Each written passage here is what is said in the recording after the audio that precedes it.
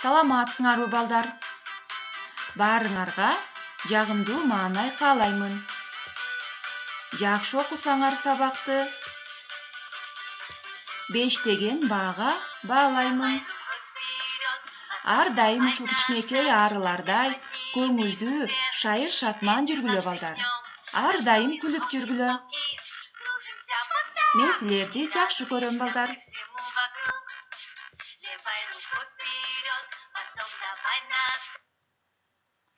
Ал эми азыр балдар, бүгүнкү сабагыбыздын алтын эрежелерин эсибизге салалы балдар.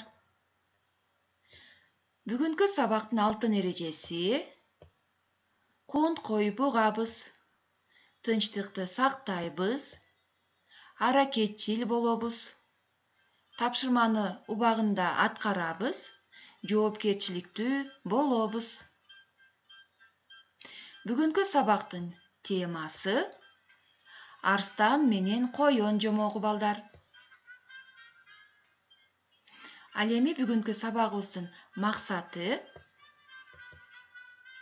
окуучулар сабакты көрүп, өз алдынча ой жүгүртүү алууга, жыйынтык чыгарууга көнүгөсүңөр балдар.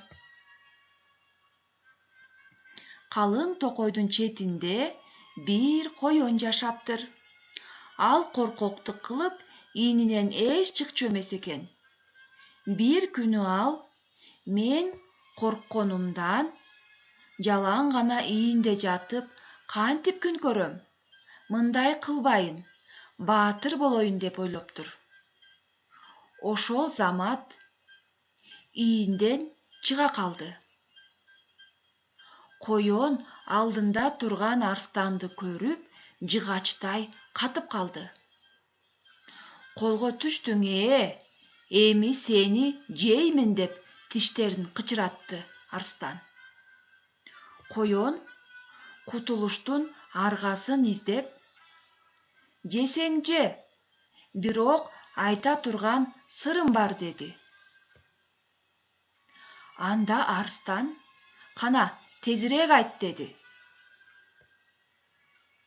Коён: сен өтө күчтүүсүң, мунуңа мен ишенем. Бирок кудукта сенден да чоң арстан бар. Ал сени жейм деп ачууланып жаткан. Ошого бир беттешип көрүп, мени анан жебейсиңби? Мен эч кайда качпайм деди коён.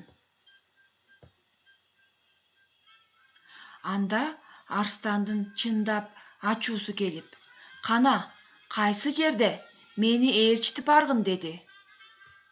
Коён арстанды кудукка ээрчитип келди. Мына ушул кудукта, көрчү өзүң деди. Арстан кудукту карап, өзүнүн сөлөкөтүн көрдү да: мен ушундан кантип кем калайын? Кана, күрөшүп көрөлү деп кудукка секирип түштү. Арстандан коён ошентип кутулуп: макоо экен деп шылдың кылып, секирген бойдон кете бериптир. Ал эми балдар, азыр болсо сабакты жыйынтыктайлы. Айткылачы балдар, коён арстанды кантип алдады?